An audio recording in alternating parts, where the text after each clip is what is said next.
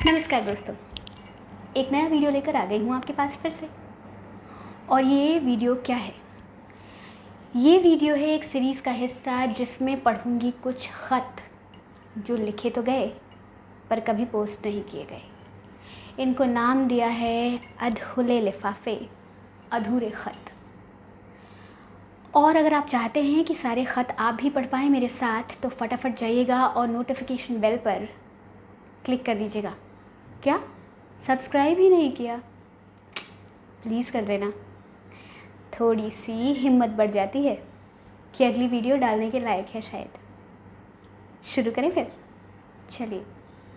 ख़त है एक लड़की का अपने आशिक के नाम, जो उनकी दोस्ती में इश्क कर बैठा उससे, एक तरफ़ा इश्क। गौर से सुनिएगा, पसंद आए तो लाइक, शेयर और कमेंट कीजिए। शुरू करते हैं। सुनो, नाराज़ हो क्या मुझसे? शायद नफ़रत भी करते हो भी क्यों ना। तुम्हारा दिल जो तोड़ दिया था मैंने, बहुत दर्द हुआ होगा ना।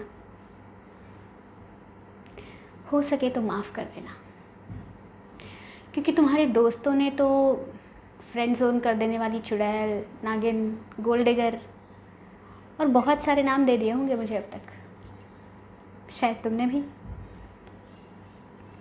पर मेरी तरफ से सोचा कभी? अगर तुम मेरे दोस्त होते तो पहले दिन ही आकर बता देते मुझसे कि प्यार है। इंतज़ार नहीं करते सालों का। क्यों किया ऐसा? क्यों इंतज़ार किया इतने सालों तक? और क्यों वही दिन चुना जब मुझे किसी से प्यार हो गया, और तब आकर अपने दिल की बात कह दी और फिर डाल दिया मुझे एक उलझन में जिससे आज तक निकल नहीं पा रही। तुम्हें बताओ, तुम्हें ना कह दिया तो तुम्हारी कहानी का बेगैरत किरदार में, और अगर उसका हाथ छोड़कर तुम्हारा दामन थाम लेती तो उसके फंसाने में बेवफाई मेरे हिस्से आ जाती। पूरे शहर में चर्चे मशहूर हो जाते मेरे बेवफाई के। जानते हो, किसी भी सूरत हाल में हारना तो मुझे था ही। उसको चूज़ करके इश्क की बाजी तो जीत गई, पर हमारी दोस्ती का पासा वो मेरे हाथ कभी आया ही नहीं। तुम तो शायद अपने दोस्तों के साथ अपने अधूरे इश्क का गाना और रोना गा भी सकते हो। और उमा तुम्हारी बीवी, वो इतनी समझदार है कि शायद वो अपना कांधा भी दे दे तुम्हें रोने के लिए। पर मेरी तो सोचो, अगर मैंने किसी बिछड़े दोस्त को याद करके 2 आंसू बहा लिए तो ये ज़माना 2 मिनट में मुझे चरित्रहीन बनाकर पेश कर देगा। खैर छोड़ो, शिकवे शिकायत करके फ़ायदा क्या है। बस ये कहने आई थी कि तुम बहुत याद आते हो। हमारी दोस्ती बहुत याद आती है। याद है कैसे बेपरवाह होके मिलते थे हम, ढेर सारी बातें करते थे, और तुम मेरी प्लेट के आखिरी पीस के लिए, चाहे वो पिज़्ज़ा हो चाहे वो समोसा हो, तुम ज़रूर लड़ पड़ते थे। और मैं 2-4 जड़ देती थी तुम्हें, और उसके बाद हम दोनों हंसते थे।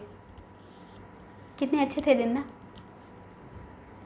पर वो वापस नहीं आ सकते, और ये सोच कर ही दिल बैठ जाता है कभी कभी।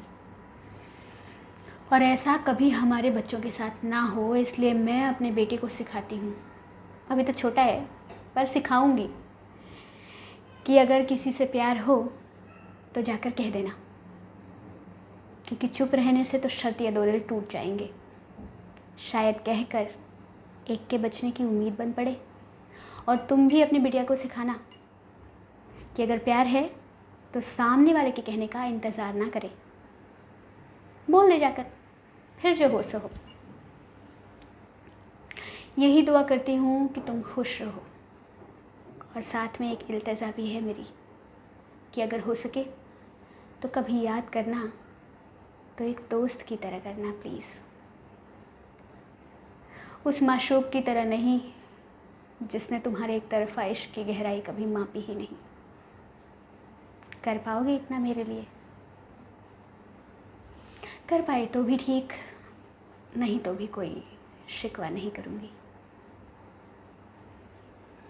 चलो अब चलती हूँ, दवाई का वक्त हो गया है। डॉक्टर ने कहा है कि लंग ट्रांसप्लांट के बाद ये दवाइयाँ ही बचा पाएंगी मुझे। तो अगर कल के सेशन और आगे के ऑपरेशन से कुछ सांसें उधार मांग पाई तो एक बार मिलूँगी ज़रूर तुमसे, फिर से अलविदा कहने को।